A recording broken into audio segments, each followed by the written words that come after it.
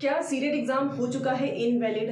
क्या अब CTET exam देने से कोई मतलब नहीं है ना फ्यूचर में? तो देखिए ये बहुत से क्वेश्चन हैं और आज के वक्त का ये सबसे बड़ा प्रश्न उठ के आ रहा है कि क्या सीटेट एग्जाम देने का कोई मतलब नहीं है क्या?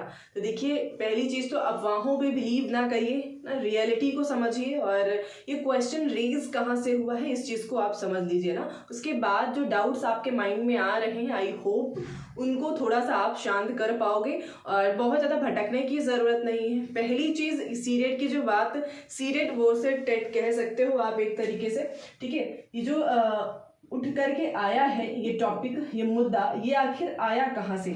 तो इसकी शुरुआत होती है झारखंड गवर्नमेंट से, ठीक है। किससे होती है भाई? तो ये जो मुद्दा है ये उठा था झारखंड में।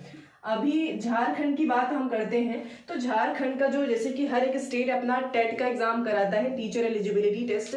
यूपी की बात करेंगे तो यूपी टीटी होता है, राजस्थान की तरह रीट हो जाता है और झारखंड की बात करेंगे तो जेटेट हो जाता है। और सीटेट क्या होता है? तो सीटेट होता है आपका सेंट्रल लेवल पे एलिजिबिलिटी, एक तरह से आपको देता है टीचर बनने के लिए। और कुछ राज्य भी हैं जिन्होंने सीटेट को वैलिड कर रखा है, जैसे कि बिहार और इस तरह से कई, यूपी में भी है और बिहार में भी है।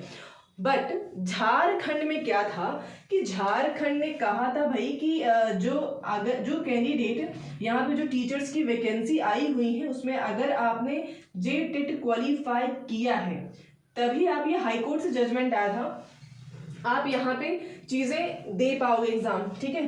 क्या है? अगर आपने जेटेट क्वालिफाई कर रखा है तो। लेकिन बताइए जेटेट की जो वैकेंसी है, लाइक जेटेट जो एग्जाम है ये 8 सालों से नहीं कराया गया था। इतना लंबा ड्यूरेशन, या फिर आप भाई कराइए अगर आप ये मांग रखते हो। बताइए जिन्होंने 8 साल से जेटेट दिया ही नहीं, उन्हें मौका ही नहीं मिला और आपने वैकेंसी निकाल दी, तो उनके लिए क्या ही, कितना बड़ा आप उनके साथ अन्याय कर रहे हो ना। तो ये चीजें गलत है ना, आपने 8 साल से दिया नहीं और जिन्होंने भाई जेटेट नहीं दिया था उनका सीटेट क्वालिफाई था, तो उनकी मांग थी कि हमें भाई सीटेट के वैलिड पे, सीटेट के एक तरीके से उसके मद्देनजर रखते हुए हमें वैलिड किया जाए एग्जाम में अपेयर होने के लिए ना। तो उन्होंने क्या किया, सुप्रीम कोर्ट में चीजें दायर कर दी। लेकिन अभी कल ही आपके सुप्रीम कोर्ट का जजमेंट आया है कि भाई ऐसा नहीं है, आप सीटेट को वैलिड ना करें। जिन्होंने जेटेट दिया था वो ही सिर्फ वहां का झारखंड का जो मेन एग्जाम आया है, शिक्षक भर्ती आई है, उसमें अपियर होंगे। तो ये काफी बड़ा झटका था वहां के कैंडिडेट्स के लिए। अब देखिए आगे क्या होता है। फिलहाल जजमेंट तो आ चुका है, फाइनल कॉपी अभी नहीं आई है, बट ये चीज क्लियर हो गया है कि झारखंड में अभी जेटेट वाले कैंडिडेट ही वैलिड होंगे, सीटेट को इनवैलिड वहां पे स्पेशली कर दिया गया है। अब अगर हम बात करें, सीटेट अगर आपने दे रखा है तो आप किस एग्जाम के लिए वैलिड हो जाते हो? जैसे कि केवीएस जो कि सेंट्रल गवर्नमेंट का है, तो वहां पे आप बिल्कुल एलिजिबल हो। DSSS भी हो जाता है, NVS वगैरह हो गया है ना, यहाँ पे आप बिल्कुल, अगर आपने सीटेट क्वालिफाई किया है तो आप दे पाओगे। अब दूसरा बड़ा क्वेश्चन ये निकल के आता है कि क्या BPSC में भी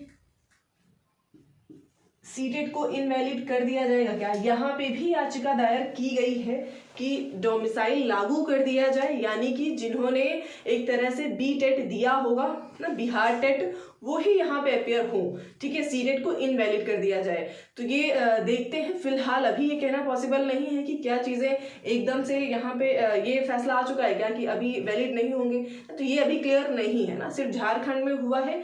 जैसी ही चीजें क्लियर होती हैं आपको इन्फॉर्म किया जाएगा ना कि वैलिड है या फिर नहीं है, अगर ऐसा कुछ होता है तो।